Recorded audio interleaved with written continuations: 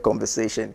Can you share with us your journey from growing up in Ateku to becoming the internationally known AfroMoses? Just share that journey with us. I was born the Asante Mampong Asem, where my father and my mother was living there, and my father went to Awasu to be a laborer, like working at the manganese, okay. And they have the white campus, and you cannot go there. But when I was little, 3 years, I always go and play with the white children. They open the gate for me, and my father would be beaten. I said, "Don't go there, because he can be fired, Yeah. So then through that, I came to Ateku, Wasa. Okay. Wasa, where I started my education from Awasu, class 1. That's a long story. Yeah. But then in Ateku, I used to gather children to go to the refuge to take cantons and pretend like a band, and I would be always the leader. Okay. And then through that, I've been singing like Matom Muko Matonya Akatomatis. So you had interest in music very early? Yes. Okay. Yeah. So this, and then do you know Sky Radio in Sky Radio? Yes, I know Sky Radio. The director. Yeah. He used to be my drummer. Oh. So the mother always say, "Hey, akora we dia mu hwe ni o bedru achiri." Even Accra, when I came here, I was the first small boy to come on TV. Wow. 1976. That's a milestone. Yes, with the El Dorados, where I was singing Agbajami Koko when Alan Cosmos they left. Okay. And then we were playing Kekeless number 2, Kobra Yeboah, Nana Kobra Yeboah. That's Kwame Yeboah's father. Okay. Yeah. Okay.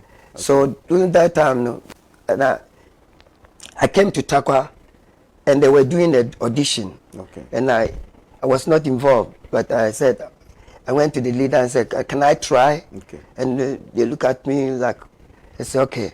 So they play Funky Four Corners. When they played, I was out of tune because I haven't hold a microphone before. We used to use Manchi and Milky Chance tune. Like, can you explain it?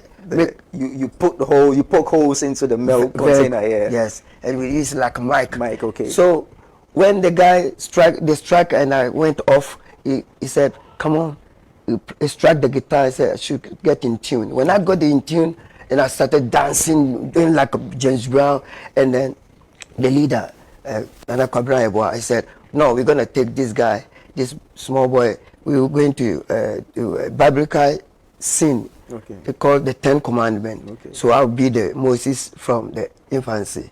Oh, okay. Yeah. So they will take a baby everywhere. So all Ghana here, all the big cities, like even Tamale, Salaga, Tumu, Wahamile, all those places we went, we were touring, and I used to sing pop music, and I was having a bushy hair, and then I would wear the bottom this Moses. Okay. And then when I finished, people, oh wow, it's smart too. With the AfroMoses. So that's how the name came. Wow. Yeah. Wow. So that bottom became AfroMoses. Yeah. Wow. That's an interesting story. So I mean, from what you said, you didn't go through any sort of training musically. You didn't go through any sort of training. You just developed along the way.